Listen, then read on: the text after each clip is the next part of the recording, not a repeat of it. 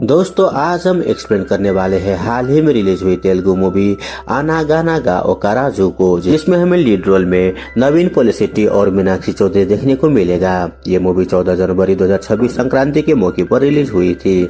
यह एक comedy drama movie है जिसमें हमें रोमांस के साथ साथ गाँव के पॉलिटिक्स और बहुत सारे ट्विस्ट भी देखने को मिलेगा। दोस्तों वीडियो शुरू करने से पहले मेरे आपसे यही गुजारिश है कि अगर आप चैनल पर नए हैं तो वीडियो को लाइक करके हमारे चैनल को सब्सक्राइब जरूर कर ले ताकि नई वीडियो आप तक सबसे पहले पहुंचे। तो मूवी की शुरुआत में हमें राजू को एक बहुत ही बड़े करोड़पति के रूप में देखते हैं। उसका शानदार प्लेस होता है और प्लेस के बाहर एक लड़की खड़ी होती है जो राजू का इंटरव्यू लेने के लिए आई थी। वही कैमरे की तरफ देखकर वो बोलती है कि आज हम जिनका इंटरव्यू लेने वाले हैं वो राजू गारू, जो बहुत ही बड़े इंसान है। तभी आसमान से एक हेलीकॉप्टर उतरता है और राजू का एंट्री होती है। राजू को आते ही वो लड़की सबको इंट्रोड्यूस करती है। वही राजू वहाँ पर अपने पहले सबको दिखाता है और बोलता है कि मैं यहाँ रहता हूँ, वहाँ मैं ये करता हूँ, और ये सब बोलकर वो सब कुछ बताने लगता है। पूरा सीन ऐसे लगता है कि जैसे वो सच में बहुत ही बड़ा रईस हो, लेकिन हमें मालूम चलता है कि यह सिर्फ राजू का एक सपना था।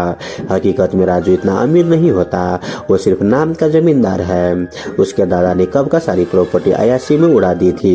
अब राजू के पास सिर्फ जमींदारी का नाम और 2-3 पुराने नौकर, बस यही बचा था। अगले सीन में गाँव के कुछ किसान राजू के पास आते हैं। वो अपनी मजबूरी बताते हैं और पैसे मांगते हैं। कहते हैं कि आप जमींदार के पोते हैं, हम समझते थे आप हमारी मदद जरूर करेंगे। राजू उनसे पूछता है कि कितने पैसे चाहिए। किसान बताता है कि अगले हफ्ते मेरी बेटी का शादी है, हमें 5 लाख रुपए चाहिए। राजू तुरंत अपने नौकर से बोलता है कि वो पेटी में जो ज्वेलरी रखी है निकाल के लाओ।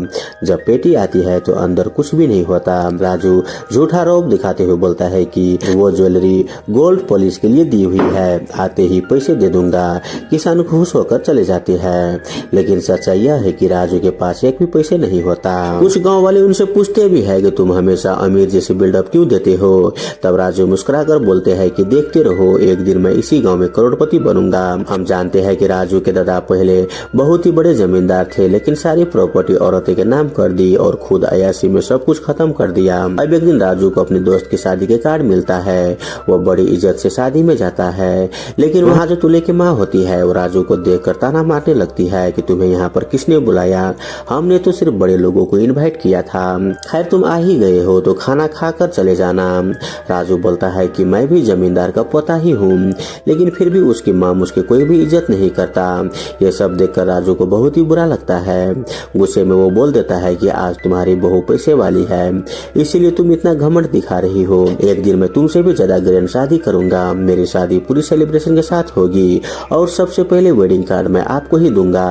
यह बोलकर राजू वहां से चले जाता है और वो ठान लेता है कि किसी भी हाल में करोड़पति उसे बनना है। इसी वजह से वो अमीर लड़की को ढूंढने लगता है। मैरिज ब्रोकर के पास भी जाता है। वो कई रिश्ते देखता है, लेकिन कोई भी फाइनल नहीं होता। किसी के पास प्रॉपर्टी कम होता है तो किसी की प्रॉपर्टी उसके भाई के नाम होता है। राजू सोचता है कि कम से कम शादी करके वो अमीर बन ही जाएगा। तभी उसकी नजर एक लड़की पर पड़ती है। लड़की खूबसूरत होता है और उसके पास अच्छी खासी प्रॉपर्टी भी होती है। बस दिक्कत यह होता है कि वो सिगरेट पीती है, शराब भी पीती है और खुलकर वो अपनी एक्स बॉयफ्रेंड के साथ भी बोल रही थी। राजू पैसे के लिए सब कुछ नजरअंदाज कर देता है और शादी के लिए हाँ कर देता है। अब शादी फिक्स होने की वजह से खुशी में राजू अपने गाँव में यात्रा को बहुत ही ग्रैंड तरीके से सेलिब्रेट करता है। इसी यात्रा के पास गाँव से चारुलता अपने पिता के साथ आती है। वो बहुत ही गहने पहने हुई थी। राजू जैसे ही चारुलता को देखता है तो उसे पहले ही नजर में उसे प्यार हो जाता है। चारुलता के गहनों देखकर राजू सोचता है कि चारुलता इतनी ज्वेलरी पहनकर वो सेम लक्ष्मी देवी जैसी लग रही है, वो पक्का बहुत ही अमीर होगी। इसी खुशी में राजू जत्रे में खूब पैसे उड़ाते हैं, डोनेशन भी देता है और खुद को बहुत ही जमींदार दिखाने लगता है। राजू पंडित जी से भी बोलता है कि डोनेशन बॉक्स ठीक से लगाओ, आज यह बॉक्स बहुत ही जल्दी फुल होने वाली है। राजू खुलेआम पैसे डोनेट करने लगता है। ये देखकर चारुलता और उसके फादर सोचते हैं कि यह आदमी बहुत ही अमीर लगता है, शायद यही लड़के इस गांव के जमींदार होगा। तभी चारुलता के फादर पंडित जी से बोलते हैं कि हम अपनी बेटी की शादी यही करवाना चाहते हैं। अगर कोई अच्छी जमींदार फैमिली हो तो रिश्ता पक्का करवा देंगे, क्योंकि हमें राजा जैसे अमीर घर का रिश्ता चाहिए। यह सुनते ही साइड से राजू बोल पड़ता है कि राजा तो मैं ही हूँ। पूरा रौब दिखाते हुए अपना बिल्डअप भी वहाँ पर देता है। यहाँ पर राजू तुरंत ही डिसाइड कर लेता है कि फंक्शन खत्म होते ही वो किसी भी तरह से वो चारुलता से शादी कर लेगा और उसकी प्रॉपर्टी अपने नाम करा लेगा। राजू तुरंत ही अपने मैरिज ब्रोकर को कॉल करता है और बोलता है कि वो सिगरेट पीने वाली लड़की को कैंसिल कर दो, मुझे अब ये रिश्ता नहीं चाहिए। अब यहाँ पर राजू का पूरा फोकस सिर्फ चारुलता पर ही होते है। राजू अपने लोगों से चारुलता की पूरी जानकारी निकलवाता है और उसे मालूम चलता है कि चारुलता इंजीनियरिंग कॉलेज के फाइनल ईयर में पढ़ रही है। वो कोरियन ड्रामा की बहुत ही बड़ी फैन है और सबसे बड़ी बात वो पेट लवर है। चारुलता अपने डॉग से इतना अटैच्ड है कि अगर वो अपने डॉग को खाना ना खिलाए तो वो भी नहीं खाती है। डॉग के बिना एक पल वो नहीं रह सकती और उस पर बहुत ही पैसे भी खर्च करती है। जो चाहिए वो बस ऑर्डर कर देती है और उसे सब मिल जाता है। अब ये सारी इन्फॉर्मेशन राजू तक पहुंच जाती है। चारुलता को इम्प्रेस करने के लिए यहाँ पर राजू पहला प्लान बनाता है। एक दिन जब चारुलता जॉगिंग कर लिए जाती है तो राजू जानबूझकर एक डॉग को पानी में गिरवा देता है और खुद दौड़कर उसे बचा लेता है। उसके बाद राजू वहाँ खड़े पेट ऑनर से बोलता है कि आप लोग पेट्स के बारे में थोड़ा भी नहीं सोचते, इनकी भी जान होती है, कभी तो इनकी केयर कर लो। दरअसल उस पेट के ओनर को राजू पहले ही पैसे दे चुके थे। फिर राजू वहाँ पर बोलता है कि मैं भी पेट लवर हूँ, मेरे पास भी एक डॉग है। वही ये पूरा सीन देखकर चारू उससे इम्प्रेस्ड हो जाती है। वहाँ आकर वो बोलती है कि आपने बहुत ही अच्छा काम किया, मैं तो आपको जानती भी हूँ, आपको पहले मैं गांव के फंक्शन में देखी थी, मैं अपने फादर के साथ वहाँ पर आई थी, यहीं से उन दोनों की दोस्ती हो जाती है। उसके बाद अगले प्लान में राजू चारुलता के कॉलेज पहुँच जाता है। कॉलेज में उसे देखकर चारुलता बहुत ही खुश हो जाती है। वही कुछ लड़कियों को परेशान कर रहे थे। राजू उनसे फाइट करके सबको भगा देता है। फाइट के बाद चारुलता वहाँ पर आती है। ये देखकर राजू पूछता है कि आप यहाँ पर क्या कर रही है। तब चारुलता मुस्कुराकर बोलती है कि यही मेरा कॉलेज है। इसके बाद चारुलता राजू का नंबर ले लेती है। अब इन दोनों की चैटिंग शुरू हो जाती है और धीरे धीरे उन दोनों के फोन पर भी बातें होने लगती है। राजू यहाँ पर जानता है कि चारुलता का सपना है गोवा जाने का, लेकिन उसके फादर बोलते हैं कि तुम अभी नहीं जाओगी, शादी के बाद तुम अपने पति के साथ जाना, अभी तुम पढ़ाई पर ध्यान दो। चारुलता गोवा के बारे में सोचकर बहुत ही उदास रहती है। वहीं जब ये बात राजू को मालूम चलता है तो वो गांव में ही गोवा जैसा सेट बनवा देता है। वहाँ पर बीच, म्यूजिक, नाव सब कुछ वो बनवा देता है। राजू चारुलता से बोलता है कि तुम्हें गोवा जाने की जरूरत नहीं है, मैं गोवा को ही तुम्हारे पास ले आया हूँ। वही चारुलता ये सब देखकर बहुत ही खुश हो जाती है। वहाँ पर वो दोनों बोटिंग करते हैं, पैराशूट राइड करते हैं और दोनों वहाँ पर काफी एंजॉय भी करते हैं। ये देखकर चारू बहुत ही खुश हो जाती है और राजू को जोर से गले लगा लेती है और हम जानते हैं कि ये दोनों एक दूसरे के प्यार में पड़ चुके थे। तभी हम देखते हैं कि अचानक राजू चारुलता को इग्नोर करने लगता है। जब चारू फोन करे तो राजू उसका कॉल नहीं उठाता, मैसेज करे तो कोई रिप्लाई भी नहीं देता। चारुलता परेशान हो जाती है और वो आखिरकार अपने फादर को राजू के बारे में सब कुछ बता देती है। उसके फादर भी बोलते हैं कि मुझे भी राजू जैसा लड़का ही चाहिए, वो बहुत ही अच्छा लड़का है। और नेक्स्ट सीन में चारू और उसके फादर खुद राजू के पास जाते हैं और बोलते हैं कि बेटा, एक पिता होने के नाते मैं तुमसे बोल रहा हूँ कि आज से तुम मेरी बेटी की जिम्मेदारी उठाओ, मैं चाहता हूँ तुम दोनों की शादी हो जाए। ये सुन राजू बहुत ही खुश हो जाता है क्योंकि उसका प्लान सक्सेस हो गया था। और हम देखते हैं कि यहाँ पर शादी की तैयारी बहुत ही धूमधाम से शुरू हो जाती है। इसी बीच गांव का एक सरपंच कैंडिडेट चारुलता से शादी करने चाहता था। जब उसे मालूम चलता है कि चारू की शादी कहीं और तय हो गई है तो गुस्से से भर जाता है।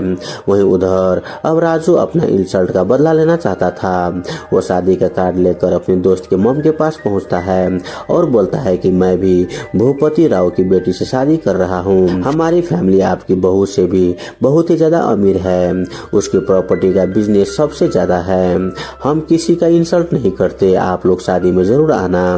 थोड़ी सी धमकी देकर वो वहाँ से चले जाता है। अब आखिरकार राजू का प्लान के मुताबिक ग्रैंड वेडिंग उसकी हो जाती है। अब शादी के रात राजू कमरे में चारुलता का इंतजार कर रहा था, लेकिन चारुलता पहले ही सो चुकी थी। तभी एक नौकर राजू के पास आकर बोलता है कि साहब, पापा जी ने यानी कि आपके ससुर ने ये लेटर दिया है। राजू लेटर खोलता है। उस लेटर में लिखा था कि दामाद जी, मैं बहुत ही खुश हूँ कि आपने मेरी बेटी से शादी की। एक बात सामने से मैं नहीं बोल पाया हूँ, इसीलिए सब लेटर लिख रहा हूँ।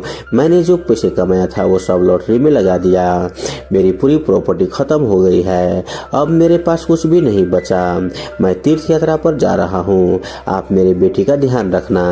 यह पढ़ते ही राजू के पैरों तले जमीन खिसक जाता है। अब यहीं से हमें असली ट्विस्ट देखने को मिलता है। राजू ने जिस प्रॉपर्टी के लिए शादी की थी अब वो उसके पास है ही नहीं।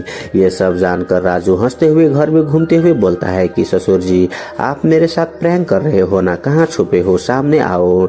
लेकिन ससुर जी नहीं मिलते। तभी कुछ लोग घर में आते हैं। ये सब देखकर राजू उनसे पूछता है कि आप लोग कौन हैं। वो लोग कहते हैं कि हम सब बैंक से आए हैं, आपके ससुर जी ने बहुत ही लोन लिया है, अब वो पैसे तुम्हें वापस करनी है। राजू हंसते हुए बोलता है कि वाह अंकल, आप लोग भी क्या एक्टिंग कर रहे हो, बहुत ही बढ़िया प्रैंक है। लेकिन जब सच्चाई समझ में आती है तो राजू बुरी तरीके से टूट जाता है, क्योंकि सब कुछ बर्बाद हो गया था। बस तभी चारुलता कमरे से बाहर आती है। तब राजू उससे पूछता है कि चारू सच सच बताओ ये सब क्या है, सच में ये सब प्रैंक था ना। चारुलता रोते हुए बोलती है कि नहीं राजू, सच में पापा ने लॉटरी में सारे पैसे गवा दिया है, सब कुछ बर्बाद हो चुका है, अब हमारे ऊपर बहुत सारा कर्ज है, कोई प्रॉपर्टी भी नहीं बची। ये सुनते ही राजू शॉक हो जाता है। उसे समझ में नहीं आता कि वो अब किसे ब्लेम करे, कहाँ जाए और क्या करे। तभी एक और बड़ा ट्विस्ट सामने आता है। असल में चारुलता और उसके फादर ने जानबूझकर राजू को फॉलो किया था। उन्होंने झूठा बिल्डअप दिया था कि उनके पास बहुत सारा पैसा है, बड़ी जमींदार फैमिली है, ताकि राजू चारू से प्यार करे और शादी कर ले। यानी ये सब एक प्लान था। यहाँ पर बाप बेटी के प्लान ने राजू को उसी के जाल में फंसा दिया। राजू ये सब जानकर साथ में बोलता है कि मैंने तुम्हें अमीर समझकर ट्रैप किया था, लेकिन तुम लोग ने मुझे ही ट्रैप कर लिया।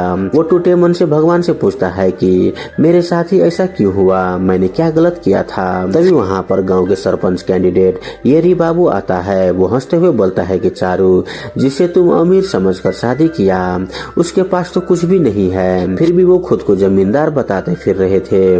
अब सबके सामने राजू का असलियत सामने आ जाता है। उसी वक्त बैंक वाले भी आ गए थे और बोलते हैं कि अगर 2 महीने में कर्ज नहीं चुकाया तो घर सीज कर दिया जाएगा। ये बोलकर बैंक वाले वहां से चले जाता है। वहीं एरी बाबू इसी मौके का फायदा उठाकर बोलता है कि चलो अब तुम्हारे पास 2 महीने के समय है, तुम लोग हैप्पी मैरिड लाइफ को एंजॉय करो, वैसे भी तू कर्ज नहीं चुका पाएगा, फिर चारुलता मेरी हो जाएगी। ये बोलकर वो चले जाता है। इसके बाद राजू और चारू के बीच में झगड़ा हो जाता है। राजू बोलता है कि तुमने पहले क्यों नहीं बताया कि मैं गरीब हूँ, मुझे धोखा तुमने क्यों दिया। तब चारू भी जवाब देती है कि तुमने भी तो मुझे धोखा दिया है, तुम भी तो गरीब हो ना। दोनों एक दूसरे को ब्लेम करने लगते हैं। उसके बाद राजू गांव आ जाते हैं। वही वहाँ के लोग खुशी खुशी बोलते हैं कि राजू शादी कर ली है, सुना है ससुर जी के पास बहुत ही पैसे है, वो बहुत ही बड़े जिम्मेदार है, उसके पास बहुत ही सारा सोना भी है। ये सुनकर राजू अंदर ही अंदर गुस्से में जलने लगता है, लेकिन ऊपर से वो मुस्कुरा कर बोल देता है कि हाँ किस्मत अच्छी है मेरी। तभी वहाँ पर येरी बाबू दोबारा आ जाता है और ताना मारते हुए बोलता है कि कितने भी कोशिश कर लो तुमसे 2 महीने का कर्ज क्लियर नहीं हो पाएगा, तुमने बेकार में शादी कर ली है। ये बोलकर वो अपने चुनाव चिन्ह का प्रचार करने लग जाता है। अब ये सब सुनकर राजू के दिमाग में भी एक आइडिया आता है। वो सोचता है कि क्यों ना मैं भी सरपंच का चुनाव लड़ूं, यही एक रास्ता है। अगर वो सरपंच बन गया तो कर्ज भी मैनेज हो जाएगा और इज्जत भी मिल जाएगी, और तो और मुझे 5 साल तक लोन वाले तो क्या कोई भी मुझे यहाँ से नहीं हटा पाएगा। तब राजू अपने धांसू एंट्री के साथ अपना नॉमिनेशन फाइल कर देता है, लेकिन येरी के लोग उस पर हंसने लगता है कि तुझे कौन वोट देगा। फिर कैंपेन शुरू होता है। दूसरी तरफ येरी बाबू भी नॉमिनेशन भर देता है और राजू को वो उतना सीरियसली नहीं लेता। राजू अपने लोगों के साथ लोगों को इम्प्रेस करने की कोशिश करता है, लेकिन उस पर उल्टा लोग हंसने लगते हैं, कोई भी उसके बात नहीं सुनता। यहाँ पर राजू अपने दीप सिंबल को भी प्रमोट कर रहा था, लेकिन कोई भी उस पर भरोसा ही नहीं करता। जब वो भाषण देने जाता है तब वहाँ की पार्टी मीटिंग खाली रहती है। सभी लोग येरी बाबू की मीटिंग में चले जाता है। तब राजू नोटिस करता है कि ये लोग उसके भाषण सुनने तो नहीं आ रहे हैं, लेकिन सभी लोग सोशल मीडिया पर रील्स देख रहे हैं। तब यहाँ पर राजू नया रास्ता चुनता है सोशल मीडिया का। राजू येरी बाबू की मीटिंग के बाहर वीडियो बनाता है। वो गांव के सारे प्रॉब्लम्स को वीडियो के थ्रू गीत के आधार पर अपलोड करने लगता है। धीरे धीरे राजू गांव की असली समस्याओं को दिखाने लगता है। टूटी सड़कें, खराब स्कूल, अस्पताल की हालत, सभी को गाने के स्टाइल में पूरे गांव को सोशल मीडिया थ्रू दिखाने लगता है। वहीं राजू के वीडियो धीरे धीरे वायरल हो जाते हैं। वो पूरे स्टेट में सभी गाँव में फेमस हो जाता है।